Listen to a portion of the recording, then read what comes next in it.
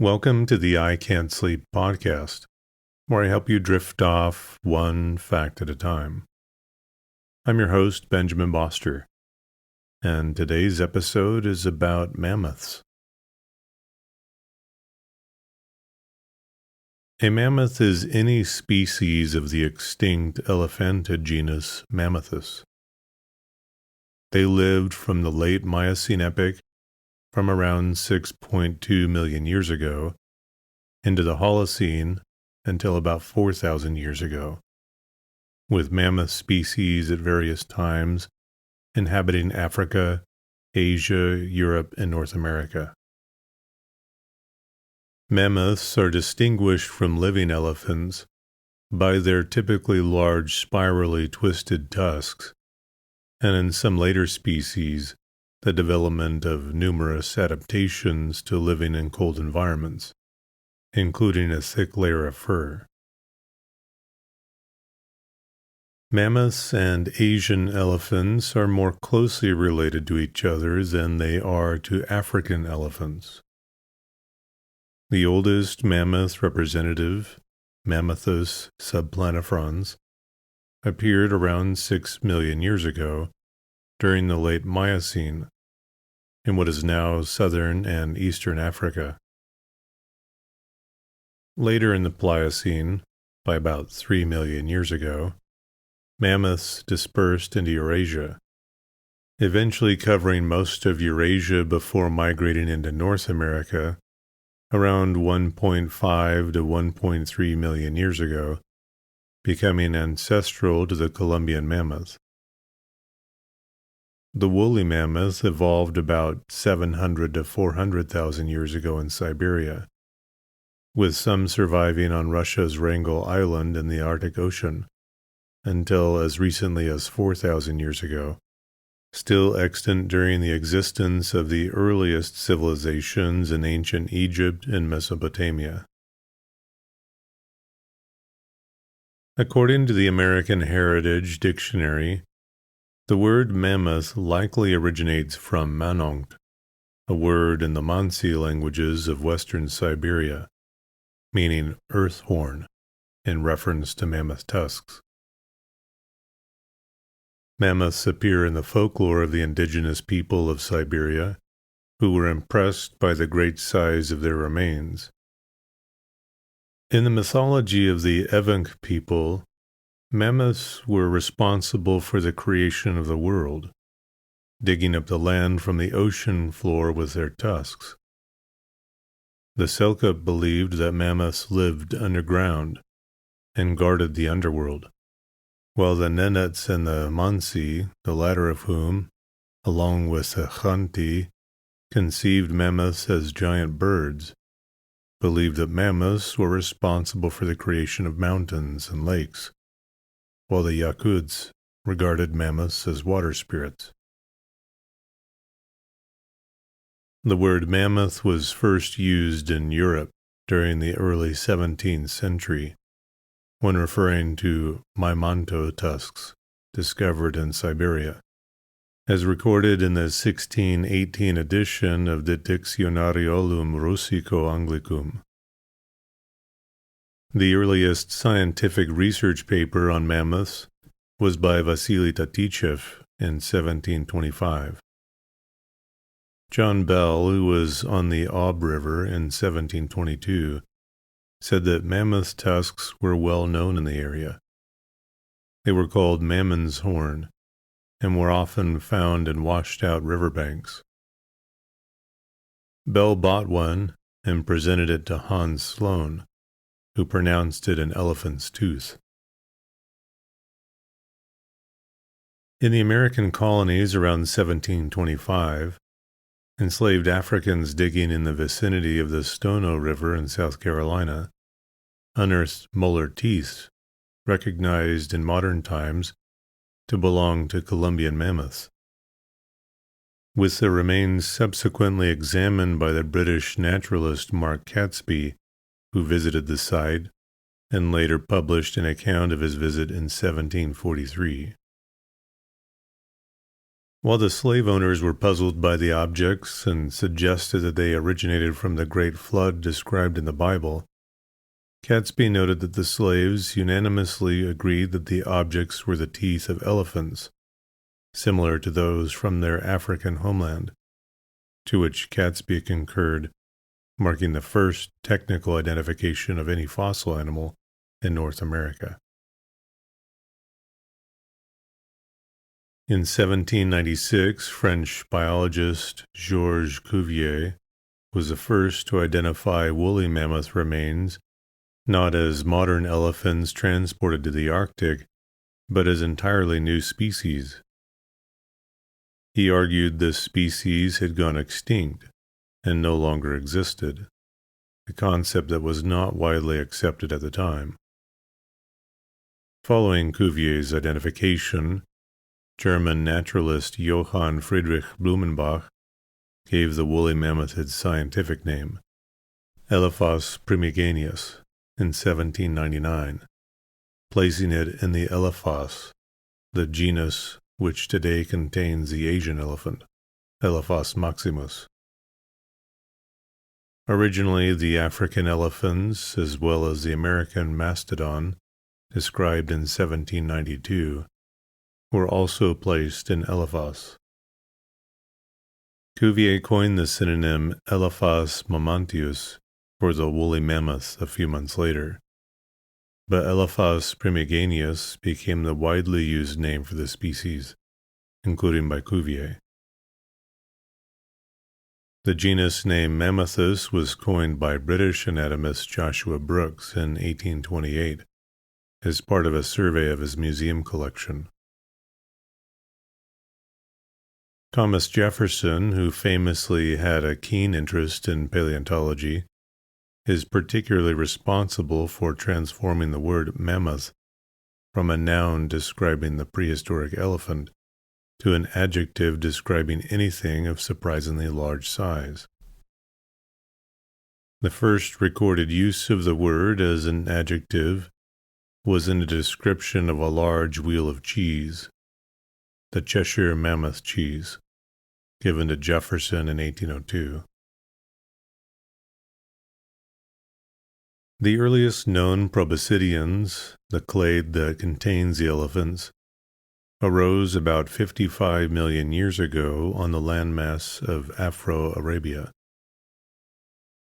The closest relatives of the proboscidea are the Sirenians and the Hyraxes. Like living elephants, mammoths typically had large body sizes.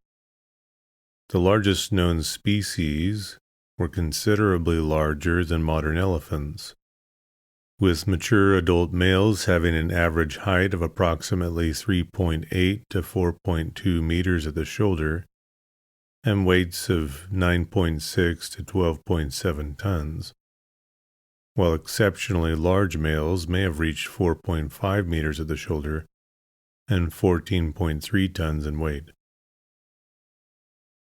However, woolly mammoths were considerably smaller, only about as large as modern African bush elephants, with males around 2.8 to 3.15 meters high at the shoulder and 4.5 to 6 tons in weight on average, with the largest recorded individuals being around 3.5 meters tall and 8.2 tons in weight.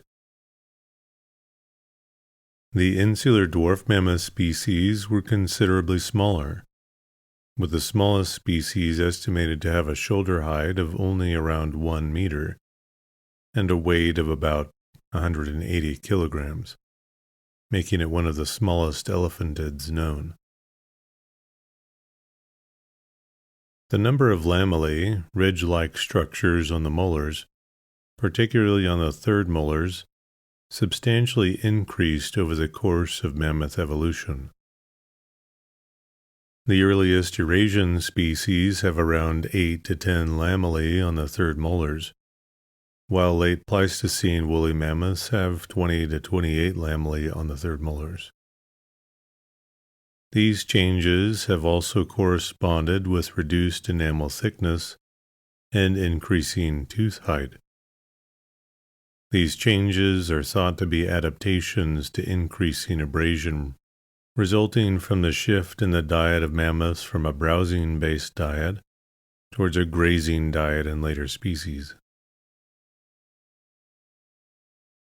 Both sexes bore tusks. A first small set appeared at about the age of 6 months, and these were replaced at about 18 months by the permanent set. Growth of the permanent set was at a rate of about 2.5 to 15 centimeters per year. The tusks display a strong spiral twisting. Mammoth tusks are among the largest known among proboscideans, with some specimens over 4 meters in length and likely 200 kilograms in weight, with some historical reports suggesting tusks of Columbian mammoths could reach lengths of around 5 meters, substantially surpassing the largest known modern elephant tusks. The heads of mammoths were prominently domed. The first several thoracic vertebrae of mammoths typically had long neural spines. The back was typically sloping, and the body being wider than that of African elephants. The tails of mammoths were relatively short compared to living elephants. While early mammoth species were probably relatively hairless, similar to modern elephants, some had a substantial coat of fur, among other physiological adaptations for living in cold environments. Genetic sequencing of one species, over 1 million years old from Siberia, suggests that they had already developed many of the genetic changes found in woolly mammoths, responsible for tolerance of cold conditions. Scientists discovered and studied the remains of a mammoth calf and found that fat greatly influenced its form and enabled it to store large amounts of nutrients necessary for survival in temperatures as low as negative 50 degrees Celsius. The fat also allowed the mammoths to increase their muscle mass, allowing the mammoths to fight against enemies and live longer. Woolly mammoths evolved a suite of adaptations for Arctic life, including morphological traits such as small ears and tails to minimize heat loss, a thick layer of subcutaneous fat, and numerous sebaceous glands for insulation, as well as a large brown fat hump-like deposit behind the neck that may have functioned as a heat source and fat reservoir during winter. Based on studies of their close relatives, the modern elephants and mammoths probably had a gestation period of 22 months, resulting in a single calf being born. Their social structure was probably the same as that of living elephants, with females and juveniles residing in herds headed by a matriarch, whilst bulls lived solitary lives or formed loose groups after sexual maturity, with analysis of testosterone levels in tusks indicating that adult males experienced periods of must like modern elephants, where they entered a state of heightened aggression. The earliest mammoth species were mixed feeders to browsers. Throughout mammoth evolution in Eurasia, their diet shifted towards mixed feeding grazing, culminating in the woolly mammoth, which was largely a grazer, with stomach contents of woolly mammoths suggesting that they largely fed on grass and forbs. M. columbi is thought to have been a mixed feeder.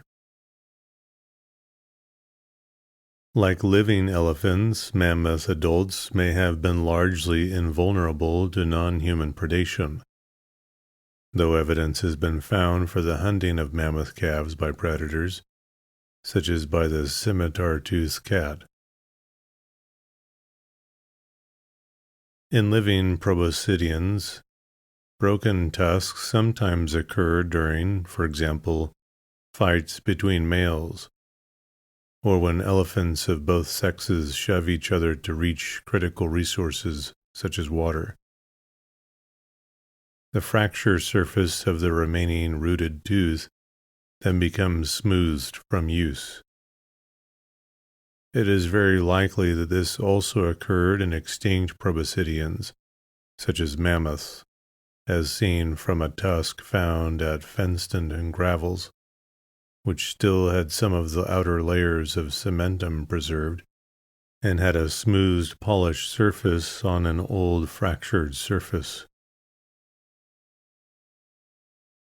Evidence that humans interacted with mammoths extends back to around 1.8 million years ago, with a number of bones from the Dmanisi site in Georgia having marks suggested to be the result of butchery by archaic humans, likely as a result of scavenging. During the last glacial period, modern humans hunted woolly mammoths, used their remains to create art and tools, and depicted them in works of art. Woolly mammoth bones were used as construction material for dwellings by both Neanderthals and modern humans during the Ice Age. More than 70 such dwellings are known, mainly from the East European plain. The huts' bases were circular, ranging from 8 to 24 square meters. Large bones were used as foundations for the huts, tusks for the entrances, and the roofs were probably skins held in place by bones or tusks. Remains of Columbian mammoths at a number of sites suggest that they were hunted by Paleo-Indians, the first humans to inhabit the Americas. A probable bone engraving of a Columbian mammoth made by Paleo-Indians is known from Vero Beach, Florida. Following the end of the last glacial maximum, the range of the woolly mammoth began to contract, disappearing from most of Europe by 14,000 years ago. By the Younger Dryas, around 12,900 to 11,700 years before present, woolly mammoths were confined to the northernmost regions of Siberia.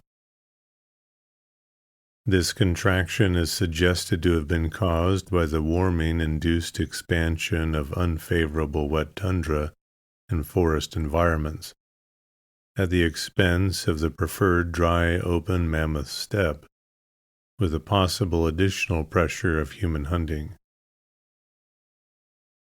The last woolly mammoths in mainland Siberia became extinct around 10,000 years ago, during the early Holocene. The final extinction of mainland woolly mammoths may have been driven by human hunting. Relict populations survived in St. Paul Island in the Bering Strait until around 5,600 years ago, with their extinction likely due to the degradation of freshwater sources, and the Wrangel Island off the coast of northeast Siberia until around 4,000 years ago. The last reliable dates of the Columbian mammoth date to around 12,500 years ago. Columbian mammoths became extinct as part of the end Pleistocene extinction event, where most large mammals across the Americas became extinct approximately simultaneously at the end of the late Pleistocene. Hunting of Columbian mammoths by Paleo-Indians may have been a contributory factor in their extinction. The timing of the extinction of the dwarf Sardinian mammoth is difficult to constrain precisely, though the youngest specimen likely dates to some time around 57 to 29,000 years ago. The youngest records of the pygmy mammoths date to around 13,000 years ago, coinciding with the reducing of the area of the California Channel Islands as a result of rising sea level, the earliest known humans in the Channel Islands, and climatic change resulting in the decline of the previously dominant conifer forest ecosystems and expansion of scrub and grassland. The Mammoth Site is a museum and paleontological site near Hot Springs, South Dakota, in the Black Hills. It is an active paleontological excavation site at which research and excavations are continuing. The facility encloses a prehistoric sinkhole that formed and was slowly filled with sediments during the Pleistocene era. The sedimentary fill of the sinkhole contains the remains of Pleistocene fauna and flora, preserved by entrapment and burial within a sinkhole. As of 2016, the remains of 61 mammoths, including 58 North American Columbian and 3 woolly mammoths, have been recovered. Mammoth bones were found at the site in 1974, and a museum and building enclosing the site were established. The museum now contains an extensive collection of mammoth remains. During the late Pleistocene, the sinkhole at Mammoth Site of Hot Springs formed when a cavern in the Menaluza limestone collapsed.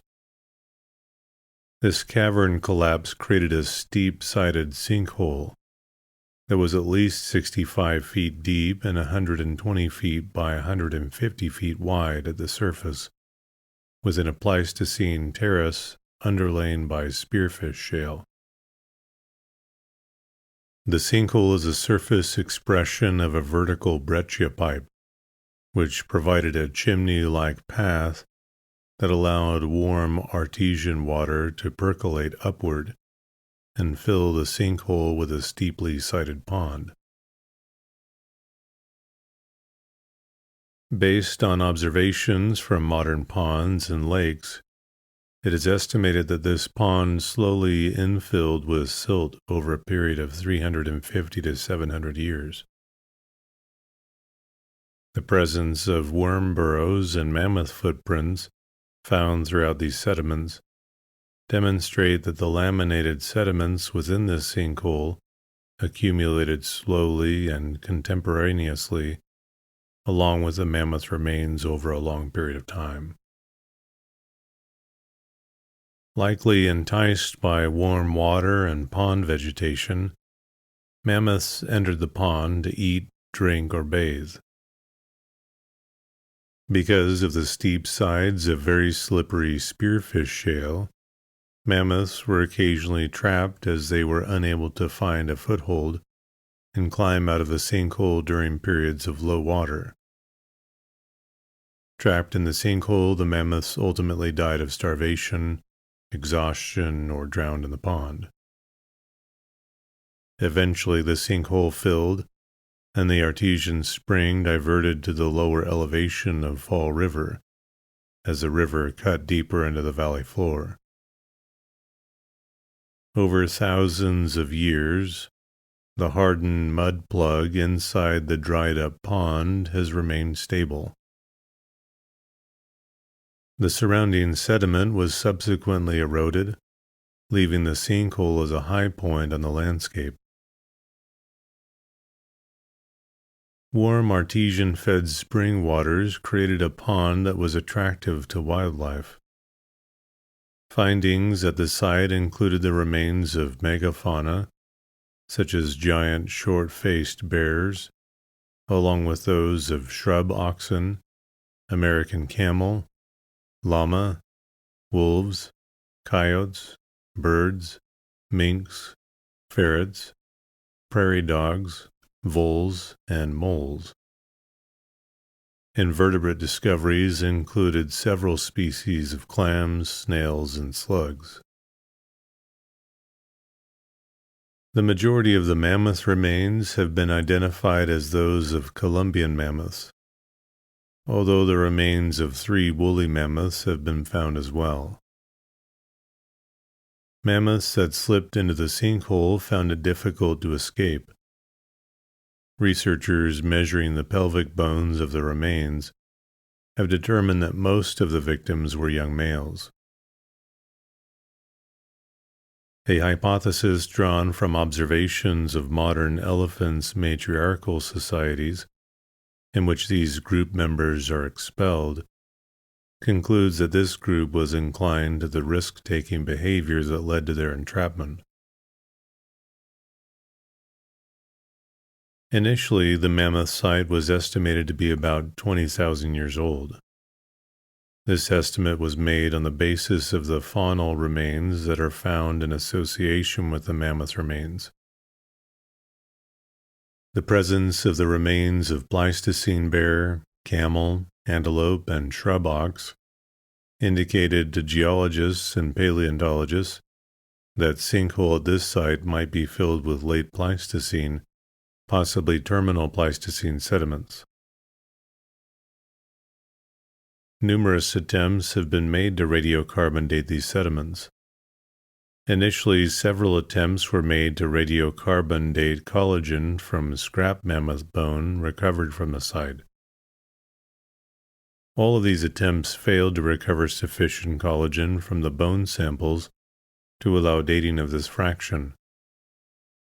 Later, samples of the bone apatite fraction from mammoth bones were radiocarbon dated. 2 samples of the heat-treated apatite fraction yielded radiocarbon dates of 19,260 plus or minus 1,520 BP and 20,770 plus or minus 350 BP.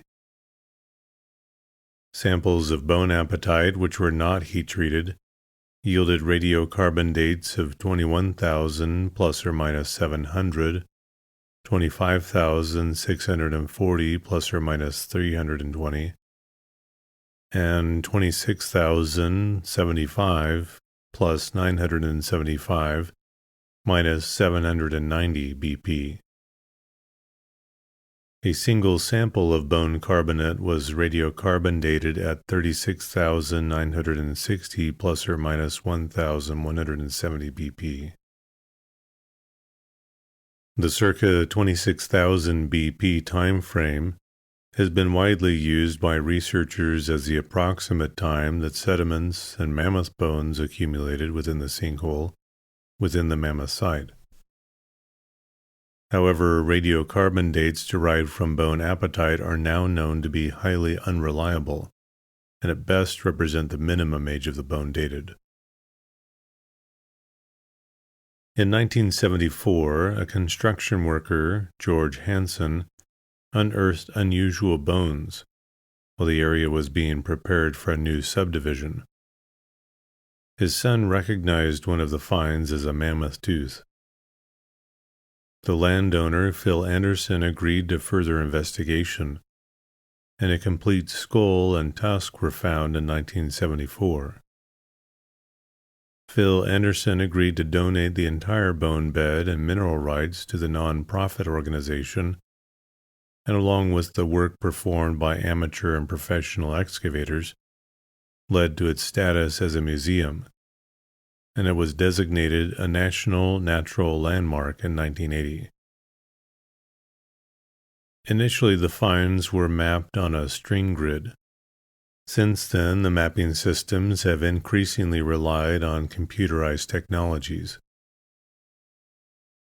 The Mammoth site is a 501c3 nonprofit organization. The museum is open to the public. Earthwatch volunteers participate in excavations during July. The museum's visiting scientists have included specialists from Mexico, Italy, Netherlands, Great Britain, Russia, and Germany. The museum also houses a collection of Clovis and Folsom artifacts and sponsors outreach programs for students from elementary to graduate school levels.